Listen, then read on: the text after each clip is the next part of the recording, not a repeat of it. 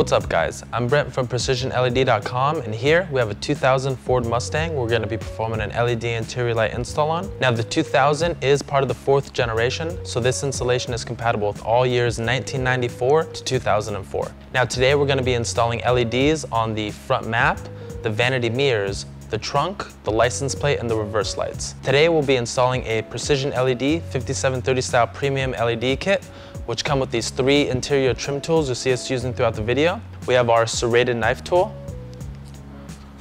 our pointed wedge tool, and our fork-shaped wedge tool.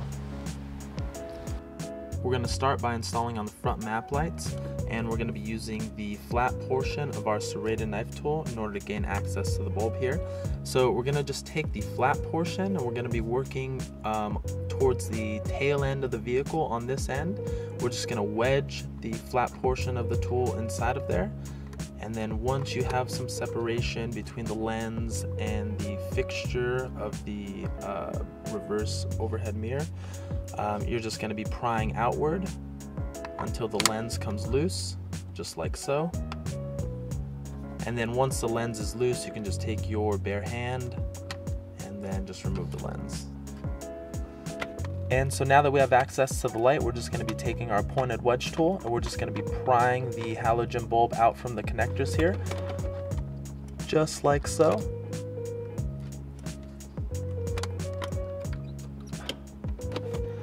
And so here we have our premium 5730 style festoon LED.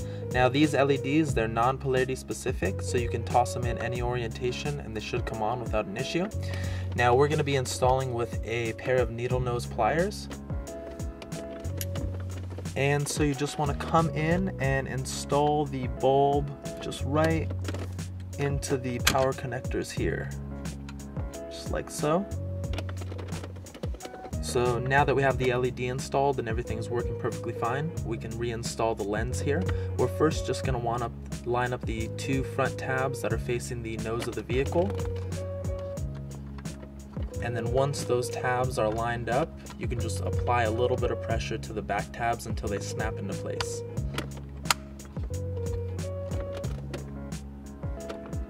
Now we'll be installing on the vanity mirror. Now again, as you can see, we've already done the install on one side, so we're just going to show you how to do it on the opposite side. We're going to be using our pointed wedge tool in order to get access to the bulb here. So there's actually just a small groove just towards the top of this lens here. And so we're just going to take the pointed portion of the tool, just the point, and we're going to just drive right in between the lens and the rest of the fixture. And so we're just going to press inside there, and you should see the lens gain separation from the fixture, and then you just want to pry outward once it does that, and then just use your free hand just to remove the lens once it comes loose. And now we have access to the halogen bulb. I found that the easiest way to remove this is just to take the pointed wedge tool again. We're going to go ahead and slide the bulb up just from the bottom, like so, and then we're just going to take the tool once again and just come underneath and pry the bulb outward. And so here we have our LED that we'll be installing. Again, these are non-polarity specific, so you can just pop them in any orientation. So we're just going to be installing, and when installing, you just want to be sure that the LED boards are facing outward, and then just snap the bulb into place. And now we can go ahead and reinstall the lens. We're first going to want to line up the bottom tab, like so.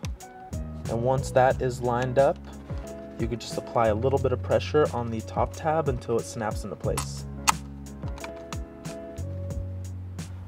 Now we'll be installing on the trunk light. Now the trunk is very easy to install. It's just a direct bulb replacement. So you would just want to be careful because the bulb can be pretty warm. So we're going to be removing the bulb just with a rag here. And so here we have the LED that we'll be installing. Once again, these bulbs, they're non-polarity specific, so you can pop them in any orientation and they should come on without an issue.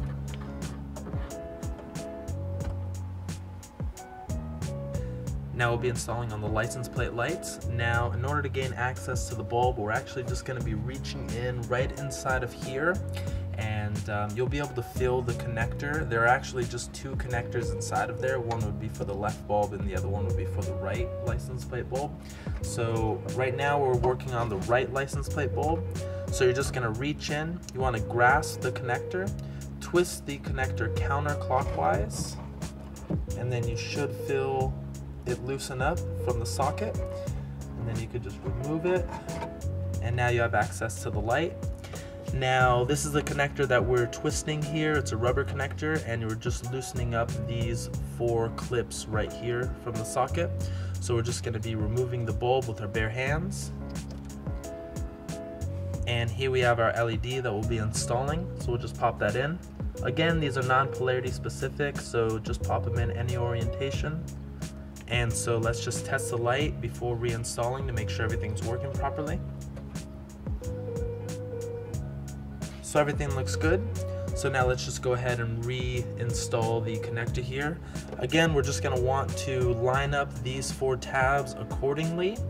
And you can tell that the tabs are lined up when the base of the connector is sitting flush into the socket, and then you're just going to want to twist the connector back and lock it into place by twisting clockwise.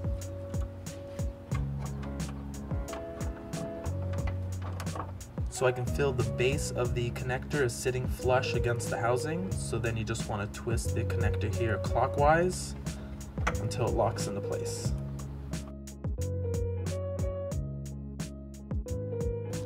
So now we'll be installing on the reverse lights.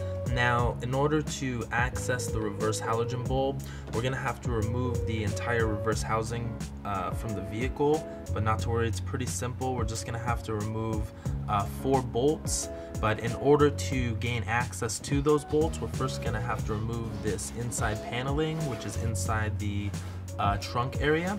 And we're going to start just by removing this one screw here, and you could do so just with a flathead screwdriver.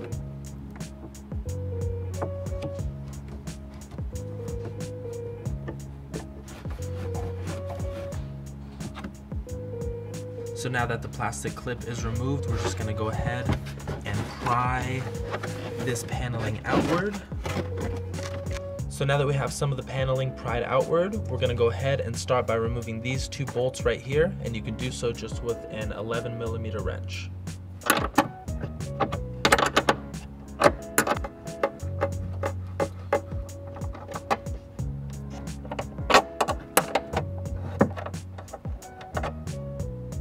So now that we have all the bolts removed, you could just pull the reverse housing away from the vehicle. And if it's giving you some trouble releasing, then you could just use the fork portion of the fork-shaped wedge tool and then just pry the rim of the housing away from the vehicle and it'll come loose.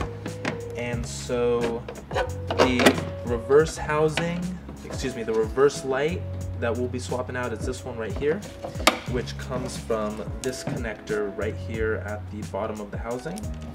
And so we'll just reach in, we'll twist this connector here counterclockwise, and now we have access to the bulb, so we'll just go ahead and remove that. And so here we have our LED, so we'll just pop that in. Once again, these are non-polarity specific, so just pop them in any orientation. And now we'll just reinstall the connector back into the headlight housing. Just want to line up the 2 tabs here accordingly into the socket. And once everything is seated flush, just go ahead and twist this connector here clockwise until it locks into place. And now we can just reinstall the housing. You're just going to want to be sure to line up these pegs here into the appropriate holes on the vehicle.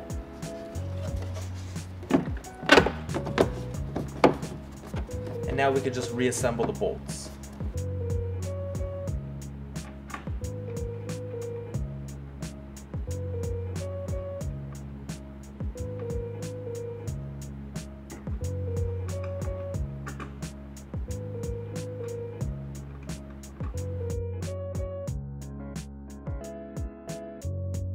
And lastly, you just want to remember to reset this inner lining here.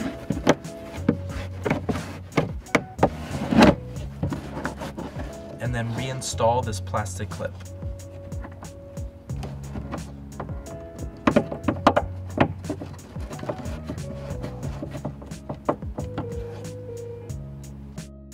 And that's the end of the installation. If you have any questions or concerns, please email us at help@precisionled.com, or you can reach us online and submit a support ticket at www.precisionled.com/contact. Now, like we said before, please like or subscribe if you enjoyed the video or enjoyed the process for what we do. It really does help us out when we make the next one, knowing that there's people out there watching the videos. Have a good one.